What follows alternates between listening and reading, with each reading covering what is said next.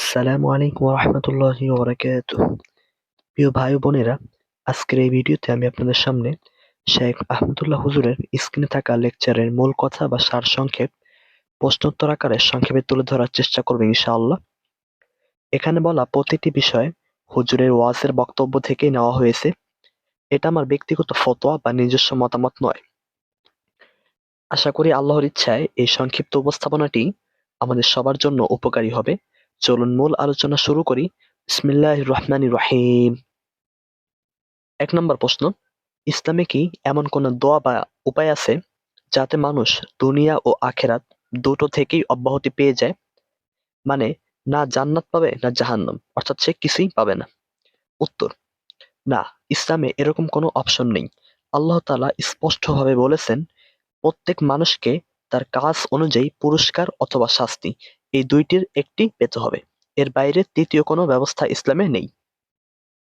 দ্বিতীয় প্রশ্ন, একজন মানুষ যদি মনে করে তার গুনাহ এত বেশি হয়ে গেছে যে আল্লাহ আর তাকে ক্ষমা করবেন না, এটা কি সঠিক ধারণা?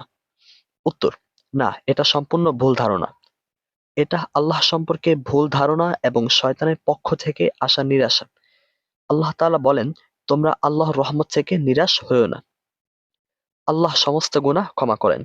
৩ নম্বর প্রশ্ন, তওবার কি কোনো লিমিট বা সীমা আছে? উত্তর, না, তওবার কোনো লিমিট নেই।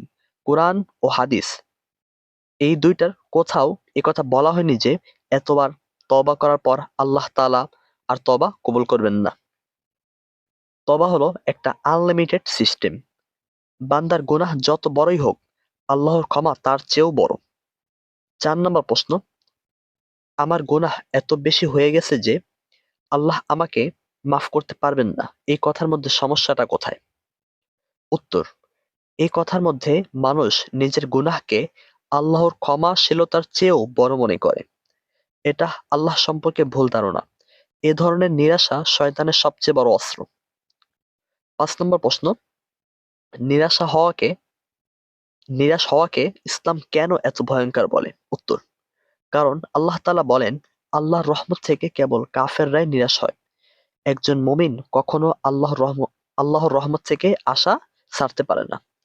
৬ নম্বর প্রশ্ন, খাঁটি তওবা বলতে কি বোঝায়? উত্তর, খাঁটি তওবা বলতে বোঝায় গুনাহ ছেড়ে দেওয়া, অন্তর থেকে অনুতপ্ত হওয়া, আল্লাহর কাছে ক্ষমা চাওয়া, ভবিষ্যতে আর এ গুনাহ না করার দৃঢ় সংকল্প করা।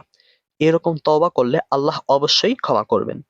৭ নম্বর প্রশ্ন, শিরকের গুনাহ কি কখনো মাফ হয়? উত্তর, হ্যাঁ, শিরকের গুনাহও তওবার মাধ্যমে মাফ হয়।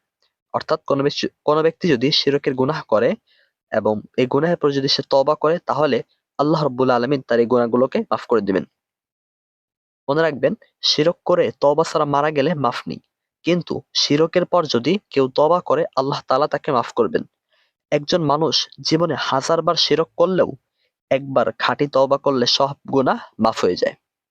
৮ নম্বর প্রশ্ন, শয়তানের সবচেয়ে সহজ কৌশল কি? উত্তর, মানুষকে নিরাশ করে দেওয়া। এটা হলো শয়তানের সবচেয়ে বড় সহজ কৌশল। যখন মানুষ ভাবে আল্লাহ আর আমাকে মাফ করবেন না, তখন সে তওবা ছেড়ে দেয় এবং গুনাহে ডুবে যায়। এভাবেই শয়তান মানুষকে জাহান্নামের পথে নিয়ে যায়। ৯ নম্বর প্রশ্ন, ইচ্ছাকৃতভাবে বিপদের মধ্যে গিয়ে মারা গেলে কি তাকে শহীদ বলা যাবে বা সে কি শহীদ বলে বিবেচিত হবে? উত্তর, না, এ ধরনের মানুষকে শহীদ বলা যাবে না। জেনে বুঝে নিজেকে বিপদের মধ্যে ঠেলে দেওয়া ইসলামে এটাকে হারাম বলে। আল্লাহ তাআলা বলেন, তোমরা নিজেদের ধ্বংসের দিকে আল্লাহ তাআলা বলেন, তোমরা নিজেদেরকে ধ্বংসের দিকে ঠেলে দিও না। শাহাদাত কোনো খেলনা বা বাজির বিষয় নয়। শাহাদাত শাহাদাতের মৃত্যু এটা হলো আপনার অনেক দামি একটা বিষয়। এটা যে কেউ পায় না। আর এটা খুব সস্তা না। যে কেউ মারা গেলেই আমি তাকে বলব সে শহীদ। ১০ নম্বর প্রশ্ন, একজন ঈমানদারের জীবনের মূল্য কি? উত্তর, একজন ঈমানদারের জীবনের মূল্য হলো জান্নাত। সবচেয়ে ছোট জান্নাতও এই পৃথিবীর চেয়ে বহুগুণ বড়। তাই একজন মুমিনের জীবন খুবই মূল্যবান। এটা হেলায় ফেলায় ন এটা হেলায় ফেলায় নষ্ট করা যাবে না।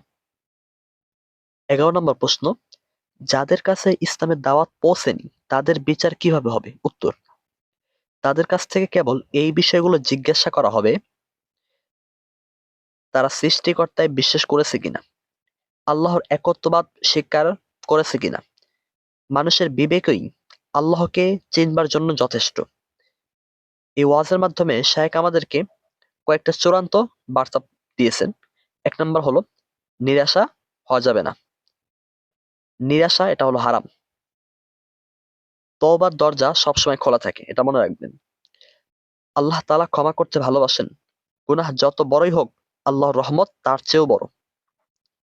প্রিয় ভাই বোনেরা, এগুলো ছিল শেখ আহমদুল্লাহ হুজুরের স্ক্রিনে থাকা লেকচারের মূল বক্তব্য বা সারসংক্ষেপ। কোনো ভুল বা অসঙ্গতি হলে তা আমার পক্ষ থেকে হয়েছে, আর সঠিক কথা হলে তা আল্লাহ তাআলা ও তার রাসূল সাল্লাল্লাহু আলাইহি ওয়াসাল্লামের দিন থেকে হয়েছে। আল্লাহ তাআলা আমাদের সবাইকে আজকের এই শোনা কথাগুলোর উপর আমল করার তৌফিক দান করুক এবং খাঁটি তওবা করারও তৌফিক দান করুক। আমিন।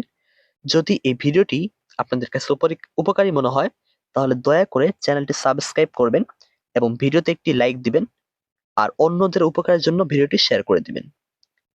আপনার কোনো মতামত, প্রশ্ন বা সংশোধন থাকলে কমেন্ট করে জানাতে পারেন। জাযাকাল্লাহু খাইরান। আসসালামু আলাইকুম ওয়া রাহমাতুল্লাহি ওয়া বারাকাতুহু।